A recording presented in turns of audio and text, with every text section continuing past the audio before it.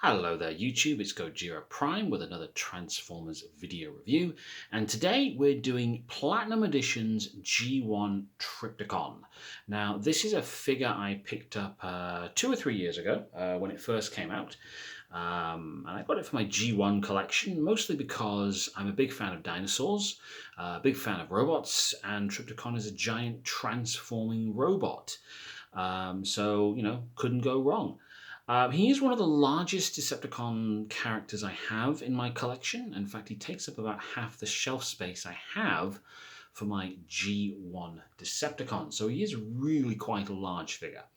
Now, a little backstory on Trypticon. He first appeared in the Season 3 opening episodes back in the 1980s, and he was responsible for the destruction of the original Ark. In his very first appearance, and then he went on to combat his long-time nemesis, Metroplex. He did have 1 or 2 standout episodes in Season 3. I think the most famous is probably the Call of the Primates, where he functioned as the transportation vessel for all the animal Transformers, be they Autobot or Decepticon. Outside of G1, he's not really had much of a show. He did appear more in the Japanese continuity, but outside of G1, Trypticon's only been referenced to really as a building or a complex, not an actual transformer itself.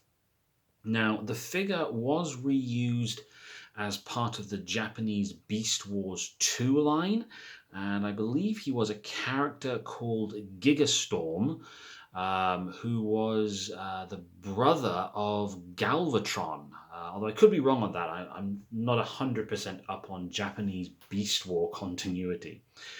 But just to run through the figure itself, we've got him here first of all in his base mode, which was his main alternate mode throughout G1. So you've got basically these 2 sections here, which are his legs when he's transformed. You've got a couple of helipads on either side, 2 entryway ramps, and then a few small towers to the rear also as well. Now, he does have a function where when he has batteries, and this is an electronic figure, it does have a walking motion, but unfortunately I don't have any batteries in mine at the moment, so I can't display that function for you. But basically, when turned on, he does these sections here rotate in base mode to give it the appearance that it's doing something. And also this tower section, if I just tilt it here as well, does have a button which causes a light feature as well. Now, he does come with 2 autonomous drones.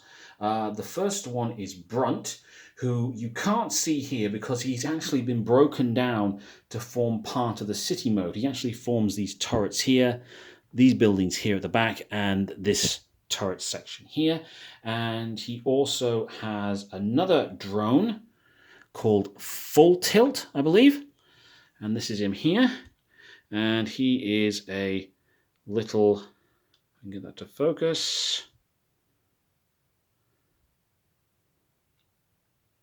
Will it focus? There we go.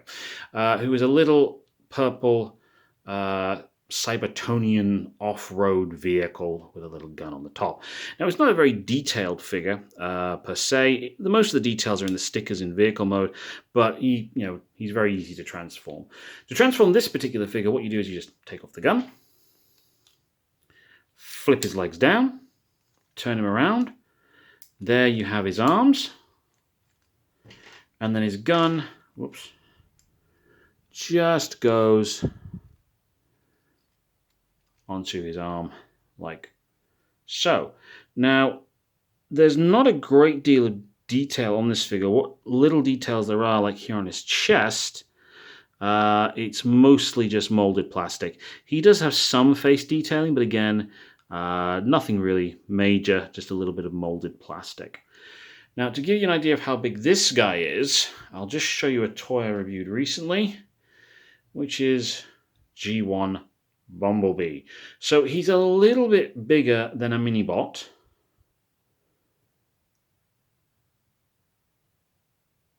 In total.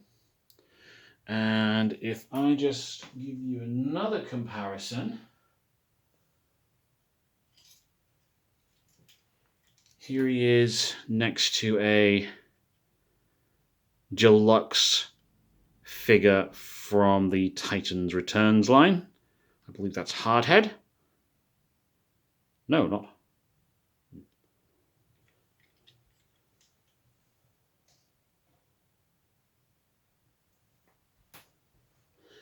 So that's full tilt, and we'll just set him down there. Actually, no, we'll move him off to the side, actually, because he's going to be in the way otherwise. Now, Trypticon does have another alternate mode aside from this city mode, and that's an assault station mode, or an assault vehicle mode. Now, to form that, what we need to do is we need to just take off the gun sections there, take off these sections here, then we just fold up the helipads, lower his main gun. Oh, actually, no, I am wrong there. Sorry. These actually stay on. Sorry, those actually stay on the vehicle mode. So we'll just reattach those. So you keep them on there, sorry. Then what you do is you take his legs and you just fold them up and also take off each of these individual purple ramps.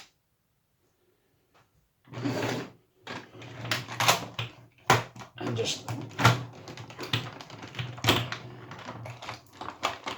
tuck them into there.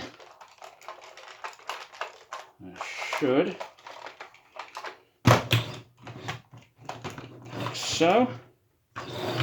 And then you just flip up his little ramp there and pull out the guns. And that is Trypticon's assault mode. It's meant to be like a really large ground tank, basically. So going on from that to turn him into his final mode, his dinosaur mode, this time you do take off the side pieces and then you take off the large purple turret. Now I'll just quickly show you actually how to assemble Brunt. You take these two building sections here and plug them into each other like so. You then take his wheel sections and you plug them into either side here. And then you just take the laser turret and put it on the top there. And that is the G1 version of Brunt. A very large cannon on some very small wheels. Now again, this doesn't have a massive amount of detail. What detail there is mostly is molded plastic. So you can see like a little entry hatchway there. You can see the molded treads there. Some little lights, or what I imagine would be lights there. And just some other molded details around the figure, but not a whole lot of detail.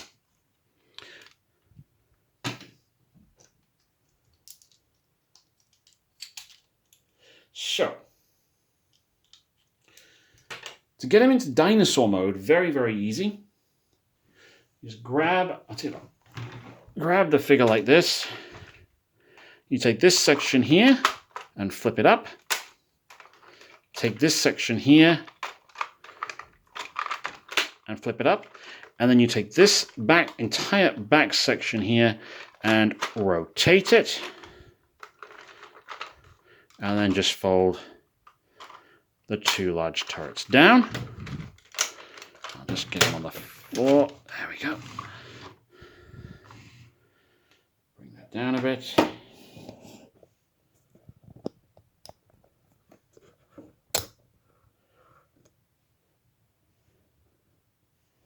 And there you have G1 Trypticon in his dinosaur mode.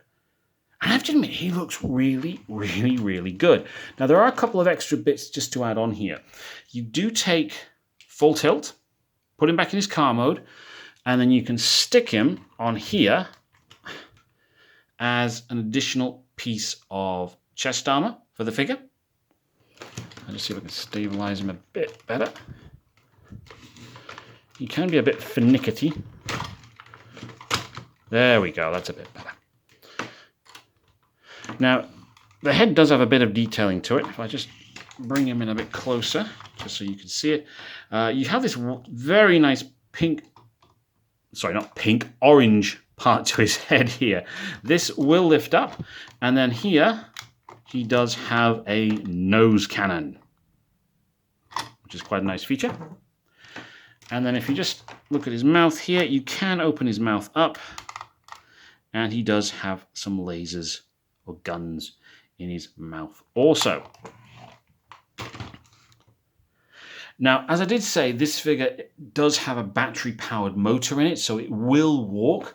Unfortunately, I don't have the batteries installed at the moment, so I can't demonstrate that particular function to you, but it's never been something that I've actually bothered to use anyway, as he's not really taken out and played with. He does just sit on the shelf. I have had it before where I have had batteries in other motorized figures like Omega Supreme, and the batteries have been left in there so long they've actually corroded away some of the mechanism. So in some ways it's not really a big issue for me. Now, to give you just an idea of how big he is in dinosaur mode, or his robot mode as this is, we'll just pull out Brunt and stick him there. Now, here he is next to a G1 Minibot, Bumblebee. And here he is next to G1 Optimus Prime. And this Prime is about the same size as a current Voyager class figure. So he's quite tall. He's quite big as Trypticon. Not as big as he is in the cartoon, but he's still quite big.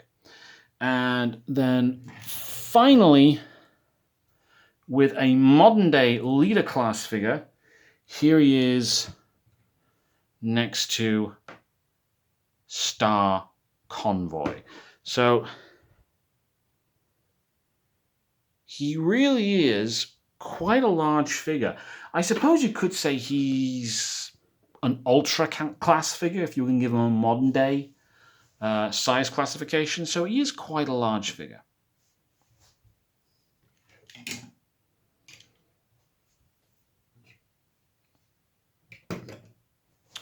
So that's my very quick review of G1 Platinum Edition Trypticon. Is it worth getting if you can get a hold of it still? And I doubt you would be able to get a hold of it still, if I'm brutally honest. If you can find one for a decent price, or what you think may be a decent price, and you are into G1, then yes, I would absolutely get this. I don't have this sat next to a Metroplex. Mostly because I don't have a Metroplex. I have this actually sat next to Omega Supreme because they do look really, really good with each other. And also because I'm a bit of a Fall of Cybertron fan. But if you are into G1 and you are looking for a good city bot and you can still get this one for your Decepticons, then yeah, I would absolutely get a hold of this. So there you go. That's my thoughts, my review. Hope you've enjoyed the video. Please click like and subscribe, and thank you very much.